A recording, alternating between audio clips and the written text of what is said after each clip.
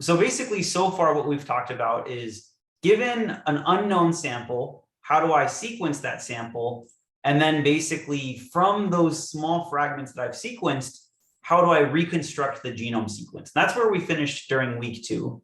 But the result was this unlabeled kind of meaningless long string of ACGT, ACGT. So last week, what we talked about was, how do I take this unlabeled, this unannotated genome that I've constructed, and then how do I actually predict annotations onto it? So how do I predict what genes might exist, what the corresponding protein sequences might look like, all that kind of stuff. So where we're starting today is basically, let's move forward in the pandemic slightly, where now someone has created this really high quality genome assembly that we've annotated, maybe virologists have looked at and they've maybe adjusted it to kind of perfect it. So let's assume now that we're in the middle of the epidemic and we have a high confidence genome assembly that's been kind of manually curated by experts. So now we're going to talk about, what do we do to sequence in the middle of an epidemic? And this is actually what UCSD is kind of leading in terms of our wastewater sequencing and our kind of campus sequencing through the Return to Learn program. So what is this approach that we're taking? So here's a general outline for today. Basically, we're going to just revisit the genome assembly problem to see if we can think of how we might be able to kind of optimize it slightly based on the new information that we have. We're going to introduce this concept known as reference genomes. And then we're going to talk about the computational steps that we can take to basically take new sequencing data from a new sample that we've collected and figure out how to reconstruct the genome sequence using this high quality genome that we already have in advance. So first, let's just revisit that genome assembly problem. Just to remind you, remember, it was essentially equivalent to having a bunch of copies of the same newspaper. In our case, it's the genome. We have a bunch of copies of the exact same genome, and then we fragment it into these tiny chunks, and we sequence those individual tiny chunks. And our goal is to try to reconstruct the overall genome sequence from those short sequences. And remember, we don't have any idea what that genome looked like. We're just kind of blindly sequencing it. We don't have any concept of what that genome looks like. We were doing de novo genome assembly, basically trying to piece together these short fragments without any context. So fast forwarding even just actually a couple months into the pandemic. So actually, I think by December or so, but I'll talk about specifics. Fairly early in the pandemic, researchers were able to construct a reference genome for SARS-CoV-2, a high quality, deeply sequenced, manually curated and annotated reference genome. So what exactly is a reference genome? A reference genome is a high confidence assembled genome sequence that is constructed to be a representative example of an organism. So remember, any given individual in some species is going to have its own unique genome. We are all human on this call, I would hope, and my genome looks slightly different from your genome. But a reference genome is kind of like a representative, high quality genome that, and by high quality, we mean like it's been deeply sequenced. We've kind of manually curated it to make any fixes that is representative of that organism. And we actually have multiple reference genomes that have been created. So the first one that was ever created was the human genome back in 2001. That was part of the Human Genome Project, if you've learned about it in any of your classes.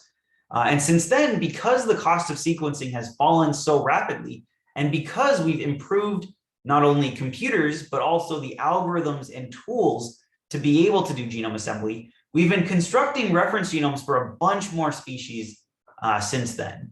And further, all of these species that I'm showing here, all of these eukaryotic animals, these are much more complex genomes than viruses.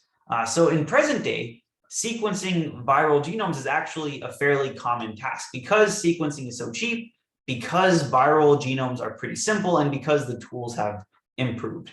And actually for SARS-CoV-2, back in February 2020, so this was less than 1 month after the World Health Organization announced the mysterious coronavirus related pneumonia in Wuhan, we actually had the first draft of the SARS-CoV-2 genome published. And this is actually a pretty historic feat because 1 month to go from we first discovered this strange disease that's coming up to, oh, hey, we have a high confidence reference genome. That's the fastest this has ever happened. So yeah, that was pretty crazy. Okay, so any questions so far? Any questions about like what is a reference genome? I haven't talked about how it helps us yet, but just any questions of like what is a reference genome or like what does that mean? Kind of make sense? Okay. Cool. So how does this help us? So now we're putting ourselves in the shoes of researchers in the middle of the pandemic where we have this reference genome. How does it help me actually do what I want to do in terms of genome sequencing? So I want to teach you this concept known as mapping reads to a reference genome. Basically, when we talked about genome assembly back in week 2, we were inferring relationships between the reads based on their overlaps, right? We were trying to piece together if the prefix of one of them and the suffix of the other one overlapped, we would kind of collapse them together. So if you think about it, what we were essentially doing was comparing the reads against each other. So maybe I compared the first read against the second read, the first read against the third read, the first read against the fourth read, so on. We were effectively doing pairwise comparisons from the reads to each other. But with the reference genome, what we can now do instead is actually compare each of these individual reads against the reference genome. We can see where does this read match most likely to the reference genome? Where does this second read match most kind of identically to the reference genome? And we can just kind of keep on going down all of our reads and just seeing where does each of my reads look most like my reference genome? Like where in the reference genome does it seem to match up? And even though we expect some amount of deviation between the reference genome and any of our reads, just like how my genome and your genome, even though we're both humans, they're going to differ a little bit.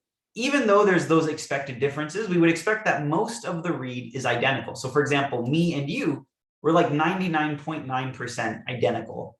And for viruses, it's very much the same case. 2 pairs of viruses are almost identical to the reference genome, just with a few key mutations kind of scattered throughout. So there's a question in the chat. The difference is satellite DNA, right? So satellite DNA is one difference between humans, but you can also have just like single nucleotide variants. You can have structural variation. So just regular mutations that happen, even point mutations, are also differences between 2 pairs of humans. But yeah, great question. But yeah, just in general, multiple species are gonna, like multiple individuals are gonna have differences just from natural mutations that arise.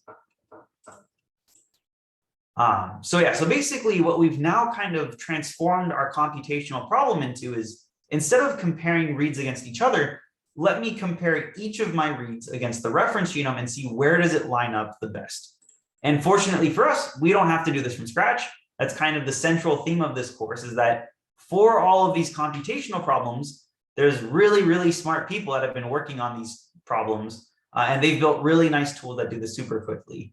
So here, these are a bunch of tools known as read mappers that later on, if you ever take like a bio class, like maybe BIM 101 or something like that, one of the more molecular biology related courses, you might actually use some of these tools. You might at least learn about them. And for COVID-19, and just generally my personal preference is this specific tool, Minimap 2, because it's super, super fast and it's really, really accurate. So the slides are available on Canvas if you want to click on any of these links to kind of take a look at the code behind them. But yeah, so for people that are more interested in the bio, you don't have to worry about how they work under the hood. Feel free to just kind of use them. But if you are interested in kind of learning how they work later on in like CSE 100 and some of those other kind of more technical computer science courses, we'll talk about some of the strategies. But short answer is they just take in reads and then they take in a reference genome and kind of see where each of those reads best matches. Okay. Any questions so far? So basically I've talked about what is a reference genome, and I've mentioned given reads, I can map them to the reference genome to see where they best match up. I haven't talked about what I do to reconstruct the actual genome sequence, but any questions so far? Feel free to unmute, feel free to type in the chat. No? Okay. Cool. Okay, so now that I've mapped all of my reads to the reference genome, so now that I've found exactly where each of my reads seems to match up in the reference genome, the process of actually producing the full genome sequence is much easier than it was with that de novo genome assembly problem. Basically, what I do is now that I've found that this read matches here, this read matches here, this read matches here, what I can do is just kind of go position by position by position and just see at each position of the reference genome, what is the most frequent letter that I observe at that position. So for example, I'll start with the first letter of the reference genome, and I'll see out of all of the reads that happen to overlap with that first position of the reference genome, what is the most frequent letter? And I'll output that as the first letter of this sample's genome sequence. And then I'll move over to the second letter, like the second position of the reference genome. I'll see out of all the reads that happen to overlap, happen to map over this specific position of the reference genome, what was the most frequent letter that I saw? So maybe like this one is a C and this one is also a C. I would say that at this position of the genome, my sample has a C. And then I move to the next position, and maybe at this position I have like an A, a C, and an A. I would say, well, okay, well, most of them are A. So maybe that C that I got, maybe that was like a sequencing error, maybe something went wrong, maybe it was contamination. So the most frequent letter is an A. I'm just going to say my genome has an A at this position. So my sample's genome sequence has an A here. So I just take the most frequent letter at each position, and I just go position by position by position until I get to the end. And now I've succeeded. I've reconstructed my entire genome sequence.